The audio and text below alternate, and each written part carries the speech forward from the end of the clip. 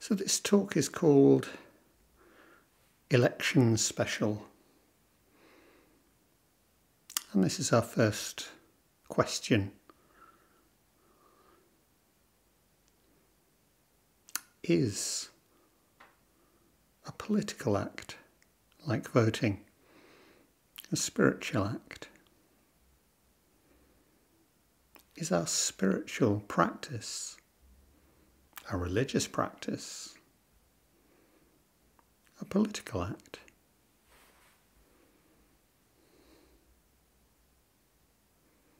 One of my favourite of the earlier of Barry's Dharma talks, which I heard, was one of those ones which was just intentionally set out to slightly niggle, slightly challenge. And it just began, and I probably misremembered it, but that's fine, by saying, "Gee, did anybody watch the game last night? Wasn't it fantastic seeing the Yankees get hammered? I mean, is there anything quite like seeing a team like that get beaten?" And then he went on to say, well, yeah, maybe watching the Republicans lose an election. Hey, maybe this was 2016, I don't remember. And what's the point? What's the point here? Well, obviously, as good Buddhists, we know we're above such things. We would never experience a meaningless preference, let alone a definite passion. Equanimity, standing back. And so to hear your teacher saying, yeah, come on. And of course, you know, we have in the four Brahma Viharas sympathetic joy, rejoicing in the good fortune of others. And here we are, rejoicing in the bad fortune of others. I mean, sure, that's just plain wrong.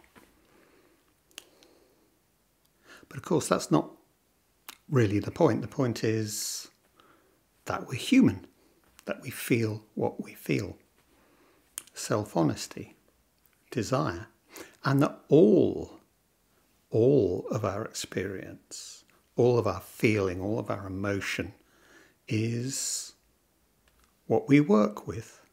This resistance to our life as it is that we work with.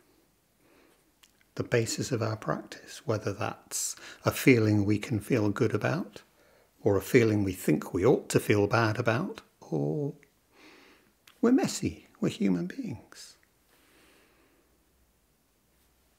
Equanimity is not the same as neutrality. And that's something which I was trying to get across in last week's talk, judgment.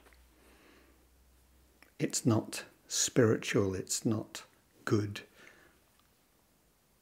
to just be neutral, stand back, pretend that I'm not experiencing. So there's one of my favourite little Zen stories told of one Japanese teacher, and I can't remember who it is. Again, doesn't really matter. The teacher brought his coffee. He always takes his coffee black. Good. That's a little milk. Good.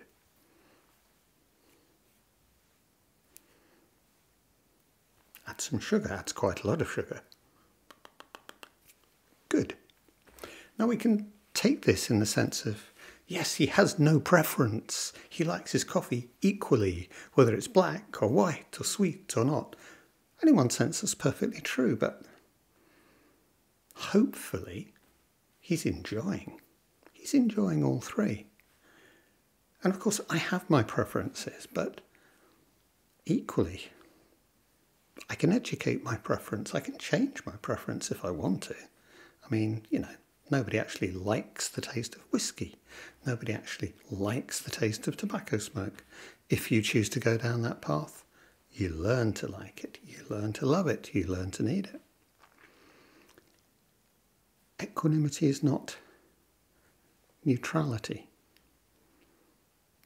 But we do tend to have this instinctive reaction, which is nothing else but what we've been told, what we grew up with and into, often in traditional organised religion, sometimes within Buddhism. Spirituality is above the affairs of the world. Our practice is the affairs of the world. Our practice is drinking coffee.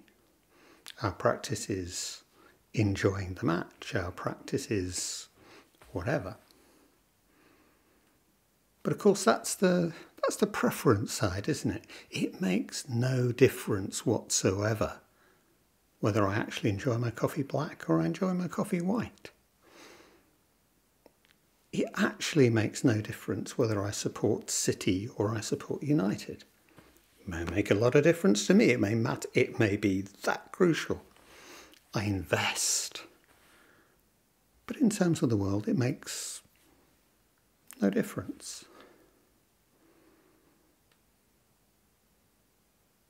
But preference feels like it matters. It feels important. And are we saying that's okay because it feels important, but it isn't really? Are we allowed that? Are we allowed this random? Are we allowed this arbitrary preference? Yeah, but what about when it does matter? What about the things that really matter?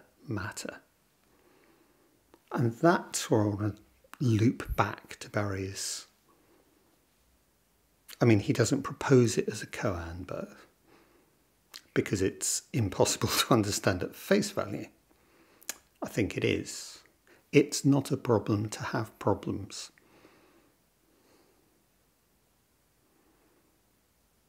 Which is simply and logically bunk. But it's inviting us to consider our own honesty and dishonesty. At base, either it matters or it doesn't. And we got some wonderful examples, and I mean, examples came up this week on the group chat in abundance. I live with chronic pain.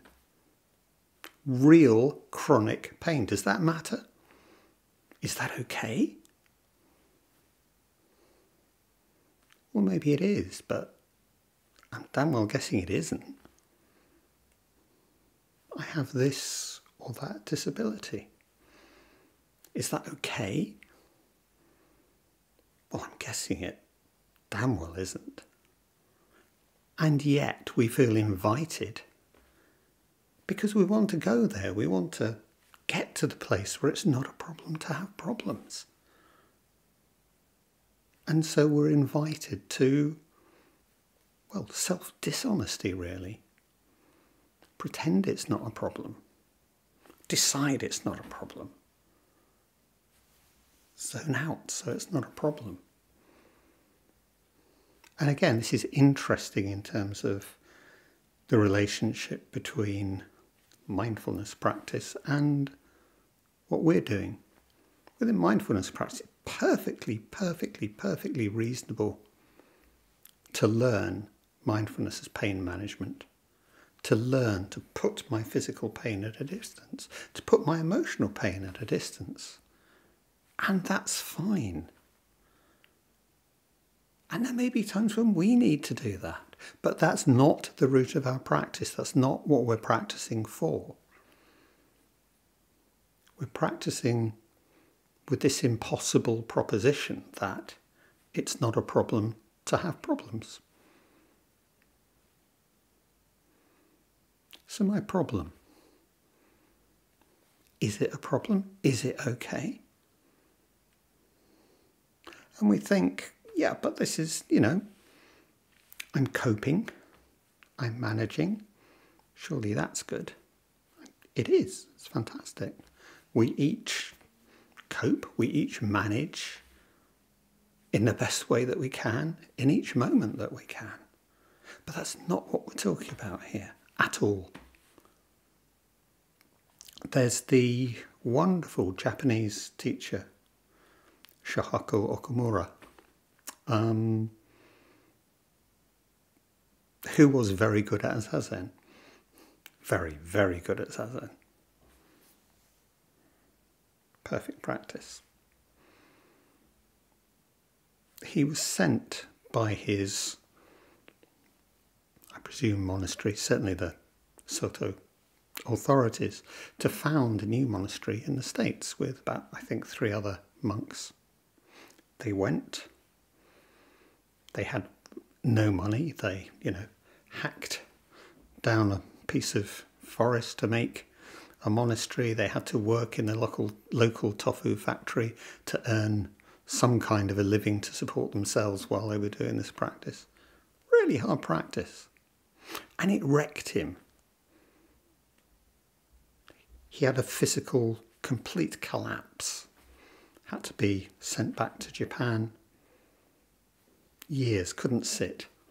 Just not physically strong enough to maintain sitting.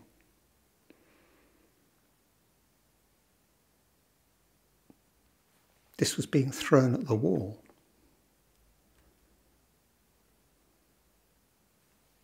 But, he says, this was actually the beginning of my real practice. And why? Because he'd reached the point at which it really wasn't okay, at which he couldn't say yes to this. He'd reached that point of impossibility where something has to give. You fail. Your life fails.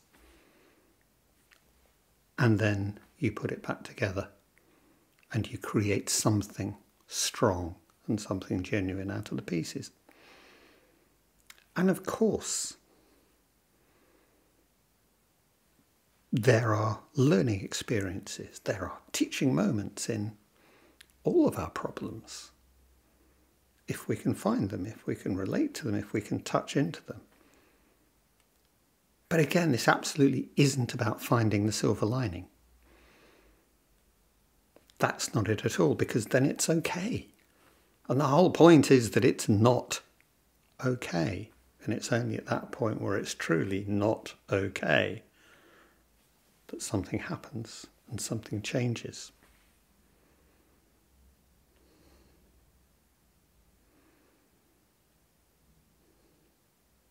This both is and isn't related to our collective problems. COVID. Many of us died. Many of us got severely ill. Many of us had our work, our careers, or possibly more crucially, our education profoundly disrupted by this collective experience. Was that okay? We have had appalling governments here in power for the last 14 years. Is that okay? Is that curable? Is that something we can change? Well, yes and no. America, of course, for 4 years caught a really bad dose of Trump. Possibly they're going to get another one. Is that okay? Well, that's, possibly a little less contentious. Millions of children in this country are regularly going without food. And that's not because there's not food in this country, and there's not because there's not money to feed them in this country. It's something else. Is that okay? Are we okay with that? The social care arrangements, the state of the NHS in this country. Are we okay with that? And I'm deliberately drawing a line between what I see as my problem, my pain, my disability, my unhappiness, my whatever, and these very real, very tangible collective problems.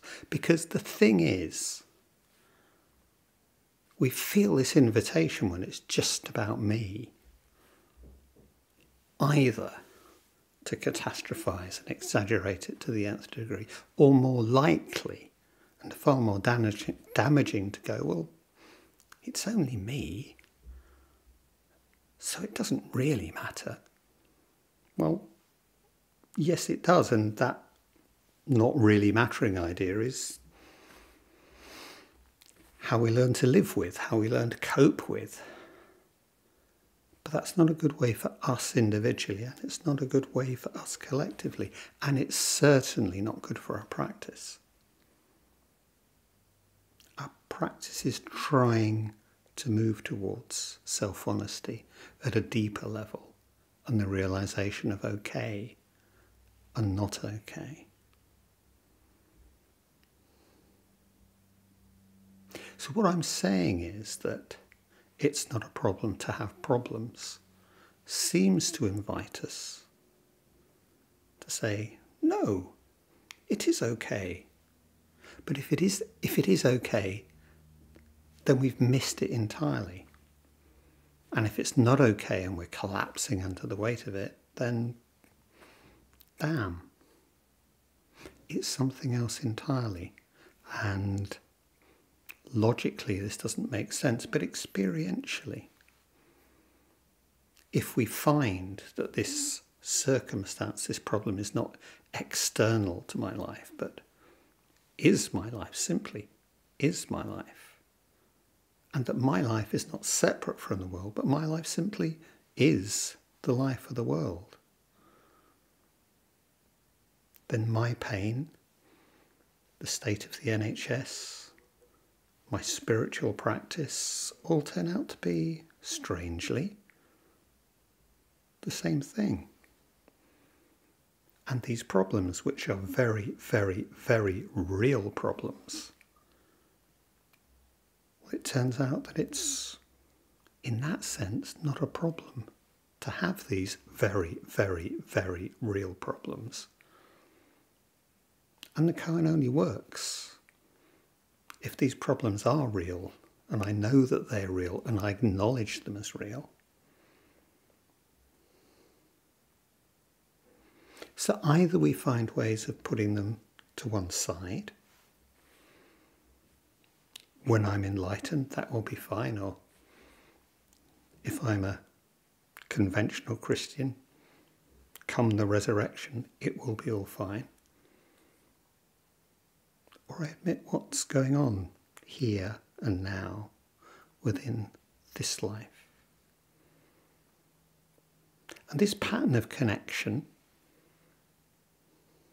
that connects my, whatever I'm calling my, with our, big our, all of us together, these connections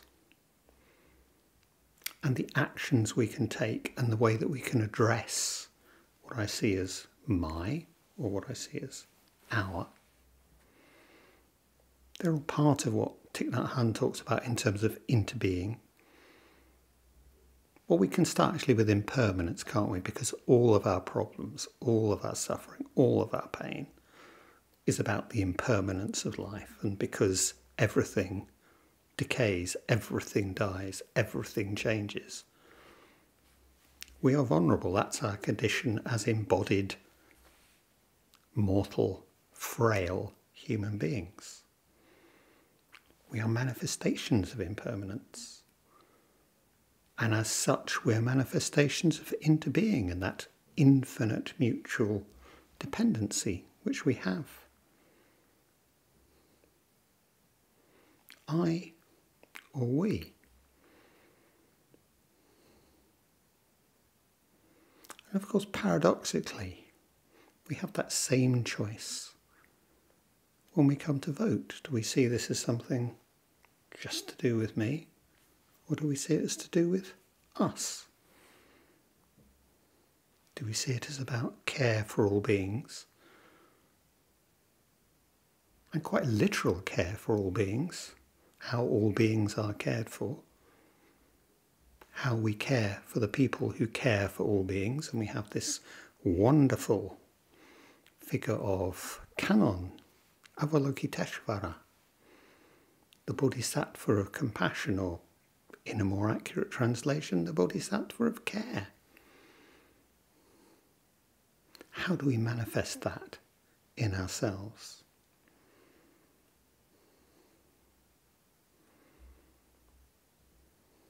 And there is the tendency to want to reduce all politics to, as it gets called these days, a beauty contest or a public opinion poll. 63% of people prefer not to take sugar in their coffee. Therefore, we should all live like this. That's not what it's about. Or we reduce it, well, do you support the Reds or the Blues? This wonderful thing that, of course, in America, the Reds are the Conservatives and the Blues are the liberal progressives. Other way around in Europe. But are we going to reduce it to preference? Or is there something more vital and more important at stake here? Does this connect? Is this part of our practice? To borrow an image from Christianity again, what would Kannon do? What would Kanzeon do?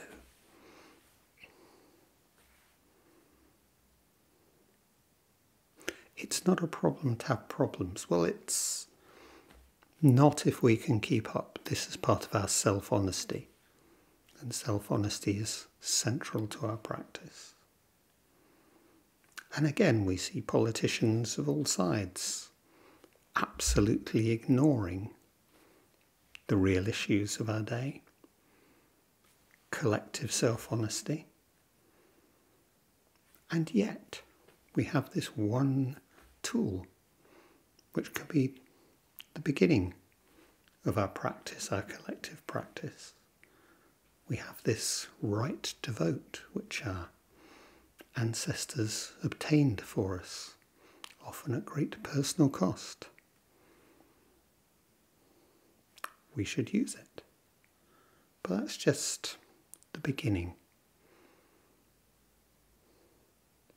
How do we manifest care in our practice, care in our actions, care in our lives?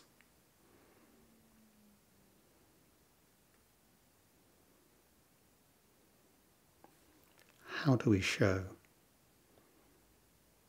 it's not a problem to have problems, even, especially when we know these problems to be absolutely real?